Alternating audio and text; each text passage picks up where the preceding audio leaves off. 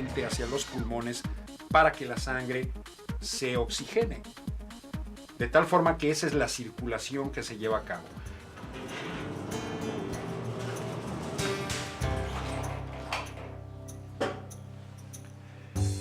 Este hombre de 45 años de edad pensó que el dolor que sentía en el pecho se debía a una indigestión y que pasaría rápidamente. Pero el dolor no desapareció. Empezó a sudar profundamente y a tener náuseas.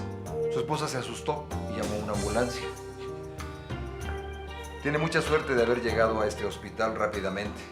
Estaba sufriendo un ataque cardíaco. Doctor, ¿y qué es lo que causa la endocarditis en las válvulas? La endocarditis es la enfermedad del corazón que habitualmente se causa en las válvulas, que es originada por una infección. Y esta endocarditis generalmente puede provocar una alteración muy importante de la válvula y que en muchas ocasiones es aguda y puede favorecer una insuficiencia cardíaca muy severa.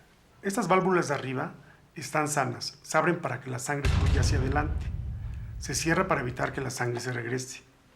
Mientras que abajo a la izquierda, las bacterias, células inflamatorias, fibrina, plaquetas y coágulos de sangre se adhieren a las válvulas, haciendo que la válvula deje fugarse sangre. Esto es la endocarditis. En la parte media debajo de la válvula no puede abrirse suficientemente. El flujo de sangre está parcialmente obstruido por los depósitos de calcio. Esto hace una válvula con estenosis.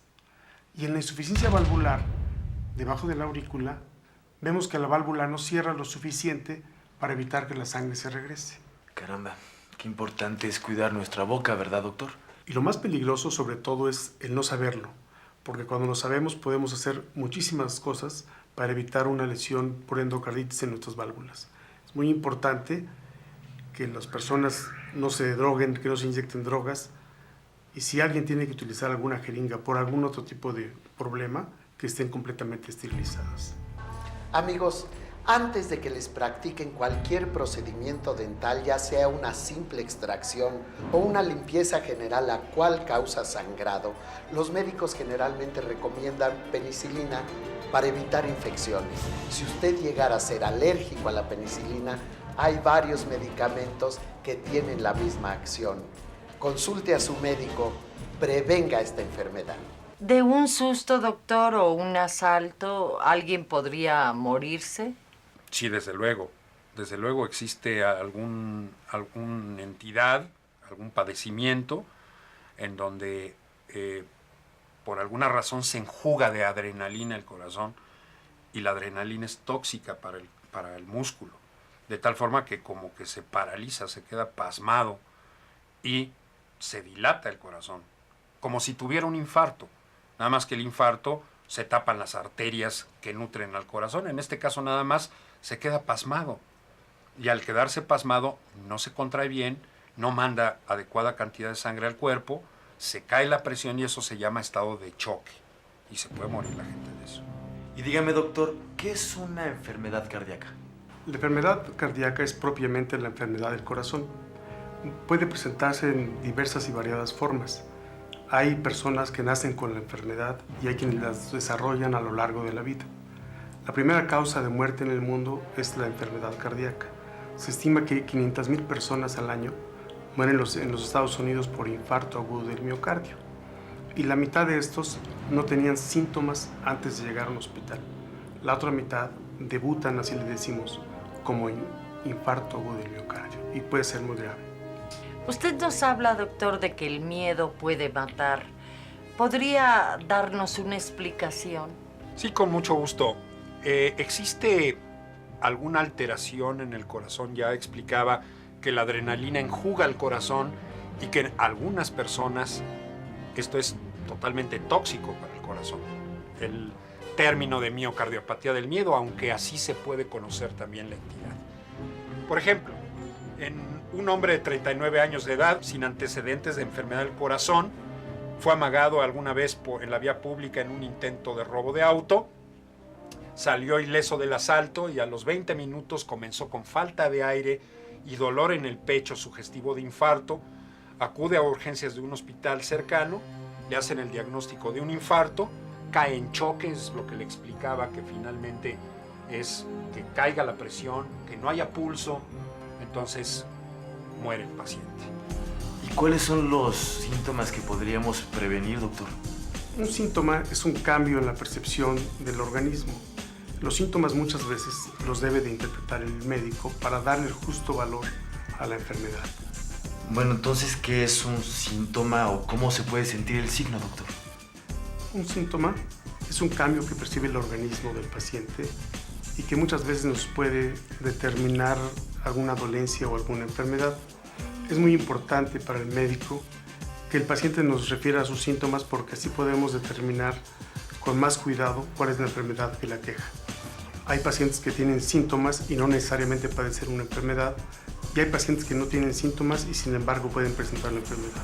Entonces, ¿qué son, doctor? El síntoma es un dato subjetivo del paciente que nos ayuda para diagnosticar. En cuanto al corazón se refiere, varían los síntomas dependiendo de la enfermedad. Hay enfermedades que predominan la falta de aire que nosotros conocemos como disnea, o hay otras enfermedades del corazón donde muchas veces los pacientes refieren un dolor, generalmente en la cara anterior del tórax, en el pecho, que es opresivo, que se va al cuello, que se va al brazo izquierdo y en ocasiones se puede acompañar de falta de aire, en ocasiones de sudoración, de náusea y vómito. Por lo que veo, son muy complejas las enfermedades cardíacas, ¿verdad, doctor? En general son bastante complejas las enfermedades del corazón. Yo te pudiera enumerar las enfermedades propiamente del músculo del corazón, que es el miocardio, las enfermedades de las válvulas, las enfermedades de las arterias, las enfermedades del sistema de conducción, las enfermedades de las venas y las del pericardio también y muchas más. ¿Y cuáles son los factores de riesgo para desarrollar una enfermedad del corazón? Lo primero que podría mencionar quizá sea la obesidad. La obesidad es una de las alteraciones en el cuerpo más importantes porque de ellas se derivan muchas enfermedades. Otra de ellas podría ser la aparición de grasa en la sangre. Esto se conoce con el nombre de dislipidemia y puede ser debido a colesterol o a triglicéridos. Esto dependerá del metabolismo de cada persona. Pero habitualmente estos también están unidos a trastornos en la regulación de la presión arterial y, desde luego, a alteraciones en el metabolismo del azúcar. Como puede ver, estos cuatro fenómenos, 4 entidades juntas representan algo que incluso le han llamado los 4 jinetes del apocalipsis, que constituyen lo que se llama síndrome metabólico. Y todo empieza por la obesidad. Ahora, desde luego, el tabaco es otro factor de riesgo muy importante, porque en cada fumada las arterias coronarias, por ejemplo, se contraen. Y esto es una estimulación constante que puede después dejar el daño en el tapetito que queda por dentro de las arterias, que se llama endotelio, y producir placas de aterosclerosis, taparse y producir infartos, ya sea infartos cerebrales o infartos del corazón. De tal forma que pues es una de las causas de los factores de riesgo predecibles más importantes, pero también más fáciles de quitar. Doctor, ¿cómo sucede un infarto cardíaco? El infarto del miocardio sucede cuando una arteria del corazón está obstruida por 30 minutos o hasta 2 horas y causa un daño permanente por falta de nutrientes y falta de oxígeno en el corazón. ¿Y cuáles son las causas reales, doctor? La primera causa es la aterosclerosis coronaria y esto hace que se obstruya la arteria coronaria. La arteria coronaria es una manguera que tiene el corazón para nutrirse el mismo. Esto se va obstruyendo debido a varios factores. Los factores generalmente los conocemos como factores de riesgo coronario. Esto quiere decir que son los factores asociados a una mayor prevalencia de la enfermedad. ¿En qué consiste, doctor, el infarto al miocardio? Un infarto del miocardio consiste en un sector del músculo cardíaco que ha perdido sangre que le manda oxígeno y que finalmente es un tejido muerto. Esto llega a través de las arterias que se llaman coronarias.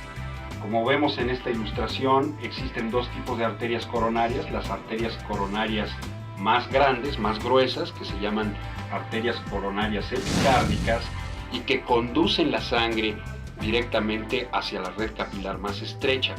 Aquí es en donde se forman las placas de aterosclerosis, la acumulación de colesterol dentro de la capa más profunda de las arterias, y una red vascular intramural que se llaman arterias de resistencia, que sirven para realmente nutrir a la célula cardíaca.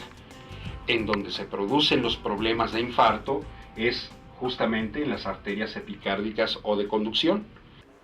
Bueno, y la cuestión de los coágulos de sangre, ¿cómo surgen, cómo aparecen? Sabemos que la enfermedad se desarrolla prácticamente desde la juventud, o sea, la aterosclerosis coronaria, que va obstruyendo lentamente las arterias. Pero llega un día que esta placa se fisura o se rompe, esta placa de colesterol, que es una placa en las arterias, es una piedra, una obstrucción, se fisura y forma un coágulo, un trombo, que viene a obstruir el 100% de la arteria, no permitiendo el paso de oxígeno y nutrientes al músculo del corazón. Y si esto permitimos que suceda por más de 30 o 60 minutos, puede producir un infarto que ya no tiene recuperación. ¿Y qué es lo que produce el infarto del miocardio? El infarto del miocardio es producido por la acumulación de ateroma, es decir, como una especie de sarro que se mete en las arterias y que posteriormente erupciona hacia la parte interna de la arteria, y con ello se pegan algunos elementos de la sangre, como son las plaquetas y glóbulos rojos, y forman lo que se llama un coágulo. Aquí estamos viendo, por ejemplo, esta arteria en donde poco a poco ha llenado todas estas manchitas blancas, pertenecen a cristales de colesterol, y cómo se tapa la arteria después de que ésta ya ha hecho erupción, llamémosle así. La consecuencia, esto es, por ejemplo, ya una pieza anatómica de una persona que falleció, y está abierta en toda su longitud la arteria coronaria, y vean ustedes cómo aquí se observa el coágulo con una zona de hemorragia, y esto fue lo que mató a este paciente. Después, este es el corazón del mismo paciente, y vean ustedes que justamente en la arteria más importante del corazón, que pasa por aquí, se encuentra, en esta zona oscura, se encuentra un gran coágulo que fue lo que le tapó la arteria y que hizo que falleciera el paciente. ¿Hay algún tratamiento para este tipo de ataques, doctor? Existen múltiples y variados tratamientos. El más importante es la prevención, y la prevención basada en el conocimiento de los factores de riesgo. También la prevención tiene que ver con los chequeos médicos. Es importante realizar un electrocardiograma, realizar una exploración física, exámenes de laboratorio que incluyan colesterol, que incluyan triglicéridos, y sobre todo mejorar la calidad de vida. Es muy importante dentro de esto controlar los factores de riesgo. Es muy importante que cuando el paciente llega a un hospital, en los pacientes que podemos seleccionar, hagamos una terapia que llamamos una terapia trombolítica. Esto es deshacer el trombo. Hay otra alternativa que es hacer, si llega en las primeras horas de ocurrido el infarto, es hacer una angioplastía coronaria, que significa que hay que pasar un catéter a través de las arterias coronarias, un catéter globo le llamamos.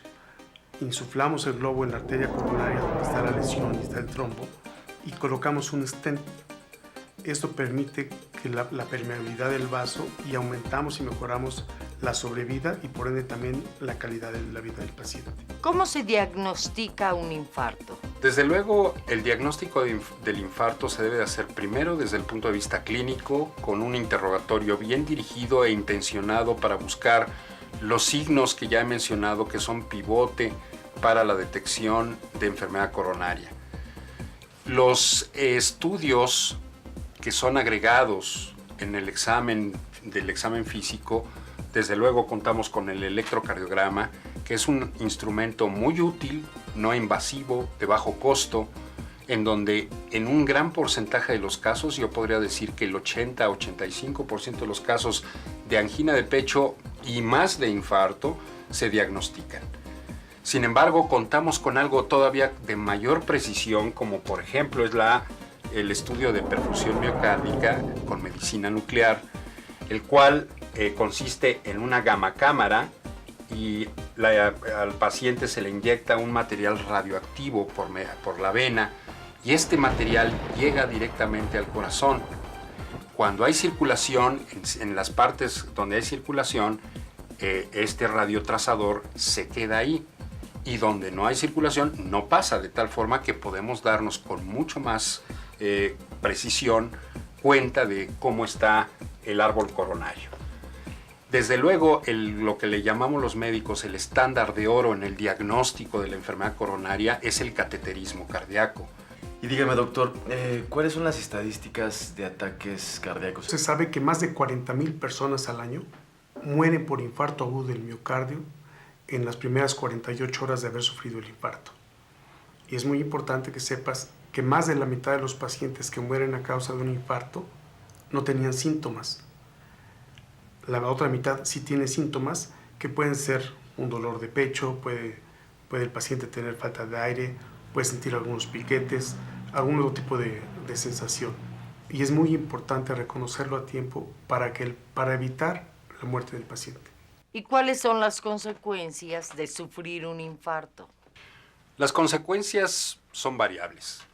Por ejemplo, si la arteria coronaria es pequeña y ésta se encarga de nutrir un pequeño grupo de células, pues desde luego las consecuencias no van a ser de importancia.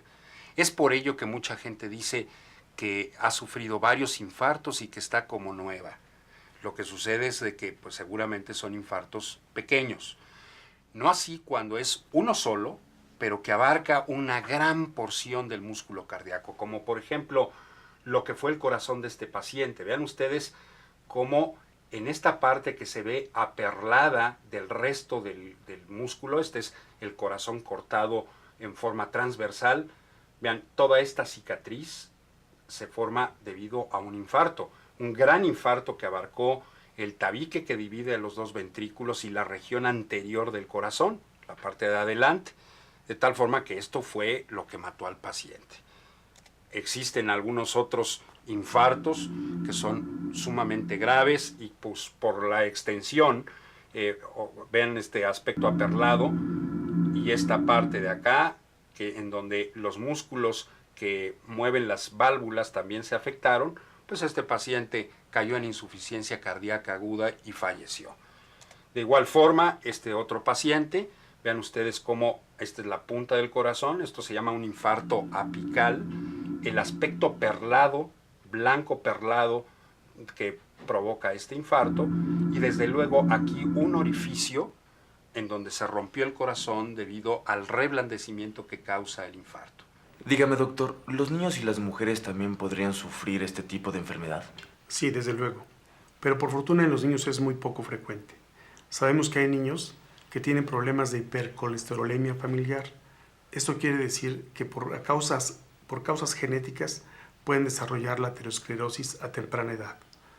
Y las mujeres, también sabemos que la primera causa de mortalidad en nuestro país en las mujeres es el infarto agudo del miocardio. Ellas tienen mucha precaución de detectar a tiempo problemas de cáncer de mama y cáncer cervicouterino, que es muy importante que lo hagan. Sin embargo, la primera causa de muerte también es el infarto agudo del miocardio. Se dice que en la actualidad y con la nueva tecnología, la frecuencia de muertes por infartos agudos del miocardio han disminuido. ¿En qué consiste ese avance en el tratamiento? Ahora bien, existen algunos tratamientos como el disolver los coagulitos, estos que hemos mencionado, a través de una sustancia que se conoce con el nombre de trombolítico. Líticos, lisis es destrucción, de tal forma que destruye el coágulo a través de la inyección intravenosa de este medicamento. El problema de esto es que efectivamente desasolva el problema, pero deja a la arteria todavía lastimada, porque de ahí se formó justamente el coágulo.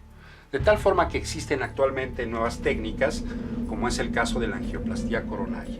La angioplastía coronaria es la introducción de un catéter en donde va montado un balón desinflado, un baloncito, en forma de salchicha. Y bueno, este balón se infla para poder comprimir la arteria de esta forma. Vean ustedes, ahí se está introduciendo el balón y aquí se fractura la placa, justamente la placa de aterosclerosis, y esto hace que se abra la arteria por dentro. Sin embargo, como pueden ver, esto queda todavía, la lesión queda totalmente intacta. Ya se abrió, ya pasa sangre, pero finalmente todavía esto puede generar más trombosis y por lo tanto se necesita asegurar lo que nosotros le llamamos estabilizar la placa. Es por ello que existe ahora otro elemento que una vez que se hace la angioplastía se coloca en forma definitiva en la luz del vaso y que se conoce con el nombre de endoprótesis coronaria o más comúnmente llamado stent. Este stent es de un material de metal que no es oxidable y bueno, finalmente son aleaciones y esto queda totalmente abierto y la idea es que quede abierto de por vida. Ahora bien, los nuevos stents, a la hora que se abren, liberan o lloran una sustancia que lo que va a hacer es que va a impedir que crezca nuevamente esta parte de la placa de ateroma que ya ha sido despulida y que ha sido totalmente aplastada. Esto es, son medicamentos que inhiben la formación de estas nuevas sustancias. Esto del corazón es muy interesante, doctor, pero hay algo que no me queda muy claro. ¿Qué es la angioplastía? La angioplastía coronaria es un procedimiento terapéutico con el que contamos hace varios años y que ha salvado la vida de cientos de miles de pacientes en el mundo. Esto consiste en atravesar catéteres hacia el corazón, bien por la vía femoral, que es la arteria que está cerca de la pierna, o bien por la vía humeral, que es la arteria del brazo. Avanzamos catéteres como este perteneció alguna vez a algún paciente, lo avanzamos a través de la arteria aorta, lo ponemos en el corazón. El corazón es algo muy similar a esto, por dentro de la arteria aorta, y lo llevamos a la arteria coronaria, que aquí se representa en color rojo. Esta arteria son pequeños tubos que llevan sangre y nutrientes al corazón, y la obstrucción es como si este tubo tuviera pieles. Entonces avanzamos el catéter con el globo, obviamente lo metemos desinflado, y posteriormente, ya que estamos en el sitio de la lesión, insuflamos el globo. Es una maravilla, es muy interesante, doctor. A ver, sígueme enseñando. Para abrir la arteria coronaria o evitar el coágulo. Posteriormente retiramos este globo, una vez que lo desinflamos, y pasamos otro catéter con un stent, que no es otra cosa más que una especie de resorte de una pluma, es muy similar físicamente hablando, pero con una función muy diferente, y lo pasamos también donde está la lesión de la arteria coronaria. Y nuevamente abrimos ahí y depositamos el stent en una gran mayoría de los pacientes. Esto evita que la arteria se vuelva a cerrar e inclusive los stents actuales liberan un medicamento para disminuir una reestenosis, una nueva obstrucción coronaria, y por ende mejorar la calidad y la cantidad de vida. Bueno, doctor, creo que es todo y bueno, le agradezco sus atenciones y espero que esta información pueda ayudar a millones de personas a nivel nacional para que se chequen el corazón y no tengamos un susto de un ataque cardíaco. ¿Y cómo se puede prevenir, doctor, la hipertensión arterial? Bueno, de igual forma como existen factores de riesgo que la producen o que por lo menos ponen en riesgo de padecerla, de igual manera la prevención de estos factores de riesgo pueden ayudar en cierta manera a que la presión arterial no suba. Debemos de reconocer, sin embargo, que sí existe ese gen que tarde que temprano puede aparecer y altere algunas funciones de los vasos sanguíneos que produzcan la hipertensión. Pero también mencionaría que para que la presión arterial no se vuelva maligna, esto es que siga subiendo hasta producir una hemorragia cerebral o un infarto del miocardio o insuficiencia renal, para prevenir eso es factible bajar los factores de riesgo. Si la hipertensión arterial va a salir, que sea lo menos fuerte posible. Es lo mismo en la diabetes.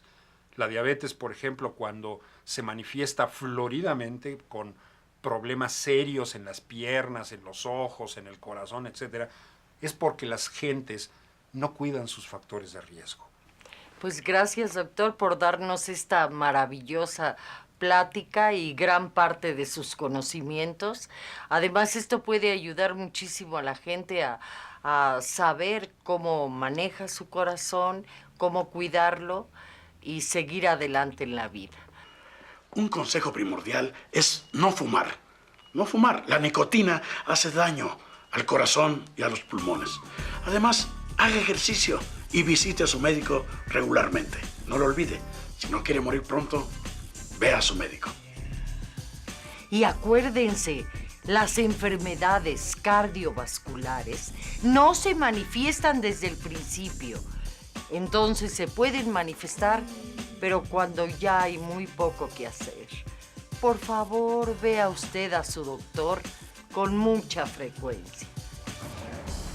Estimados amigos, es importantísimo reconocer los síntomas de un posible infarto cardíaco. El síntoma principal es un fuerte dolor en el pecho con una sensación de náuseas, ganas de vomitar, y ese dolor se recorre hacia el hombro y baja por el brazo. Si ese dolor perdura más de 15 minutos, no espere a que pase. Acuda inmediatamente a su médico. Una atención a tiempo le puede salvar la vida. Les aconsejo que cuiden su corazón, cuiden su salud, cuiden su cuerpo. Es lo más importante que tenemos. Hay que hacer ejercicio. Con 15 minutos de aeróbico nos ayuda, o 30 minutos de caminata. Hay que cambiar la alimentación, hay que dejar las grasas y hay que meter más fibras. Cuídense mucho. Les voy a dar este consejo. Si de grasas, alcohol y tabaco estás harto, vas a evitar el infarto. Cuídate. Chavos, después de esta larga investigación acerca de los problemas cardíacos con el doctor Ricardo Escandón, nos podemos dar cuenta que debemos de cuidarnos más nuestro organismo, cuidar más nuestra salud, dejar de fumar, hacer ejercicio, cuidar toda la alimentación para que no suframos un día de estos un susto o un ataque cardíaco. Se los digo yo, que soy su amigo y que me cuido mucho, así que mucha suerte. Las personas que ya tienen padecimientos cardíacos siempre tengan a la mano su medicamento y recuerden, una atención médica a tiempo le puede salvar la vida. Se han dado cuenta que hay una infinidad de complicaciones de enfermedades cardíacas. Yo les recomiendo que por lo menos visiten a su médico cada 6 meses o mínimo cada año. Así el médico tendrá la oportunidad de valorar los efectos de riesgo de sufrir una enfermedad cardíaca. No lo olvides, cuídate. Psst, psst. Oiga, usted. Sí, a usted le hablo. Sí, ya sabía lo que es importante en el corazón. Que no tenga estrés. ¿Usted cómo anda de estrés? Seguro se sale de su casa, el coche y el estrés, y aparte come tacos, chupa, los antros, el puro jijijiji. Cuídese, ¿sabe qué? No engorde, la grasa es malísima, el fumar, no hombre, es malísimo, el corazón se hace, no hombre. ¿Qué le pasa? Haga ejercicio, ponga a aspirar aire frío, aire rico, aire puro. Aquí en México no, que va, aquí se va. No, hombre, aquí se mata. ¿Sabe cuánta gente se muere de estrés todos los días? Nomás vea el obituario ahí. Si no aparece usted ahí, quiere decir que usted no está ahí. Pero no, hombre, haga ejercicio. Pero no ejercicio así nomás de levantamiento de tarro. No, ejercicio bien al aire libre, bonito, a correr, caminar. Hacer el amor también es bonito, es bueno para el corazón. Con medida. Con su esposa, con medida. Con las demás, sí, todos los días y a todas horas. No nos va a llorar el... Pero de veras, cuídese, no fume, no tome grasas, harinas y menos drogas prohibidas, porque eso, el corazón se apachurra. Así que un buen consejo, sea sano, viva bien, tranquilo y que Dios lo bendiga.